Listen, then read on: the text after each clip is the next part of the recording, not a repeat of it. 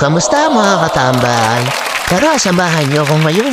Magpapa-epay cleaning ako ngayon sa kasa. Magpapa-maintenance tayo ng motor mga katambay. Oo mga katambay, kailangan ko na rin magpa-epay cleaning. Kasi nga, masyadong mataas na rin yung order niya. Kailangan ko na rin magpa-maintenance ng motor. Tara mga katambay, samahan niyo ako. Nice!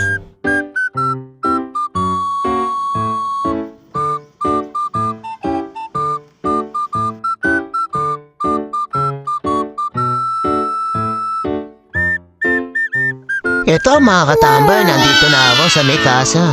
Magpapamaintenas ako ngayon ng motor. Oo mga katambay, kailangan ko na rin talaga magpamaintenas ng motor. Piruin mo, araw-araw ko siyang ginagamit sa paggagrab. Kaya kailangan ko na siyang dalhin dito para humaba at mapagsilbihan niya pa ako ng matagal. Very good! Pagdating ko nga dito mga katambay, agad akong nagpalista para hindi ako Nice. mapulin. Pagkatapos yung magpalista mga katambay, at ikot-ikot muna ako rito sa loob. What? Nagtingin-tingin muna ako ng mga motor. Ang sarap talagang gumamit pagka bago ang motor mo, di ba? Pero okay lang, hanggang tingin na lang muna tayo mga katambay. Ito, hanggang labas, tinignan ko na rin. Ito yung mga motor na mga repo. Halos mga okay pa at mga sariwa pa. Ito yung mga repo na mga motor, mga galing sa hatak. Pwede kang mamili, baka may makursa na dahang ka rito.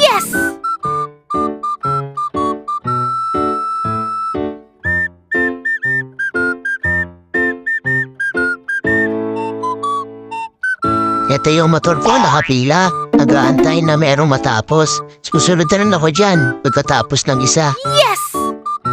Eto, naipasok ko na yung motor ko. Nalang hanggang dito lang ako, pwedeng mag-video. Magpaalam ako mga katambay kung pwedeng kumuha ng video. Hindi pala daw pwede. Kaya eto, dito na lang ako sa labas.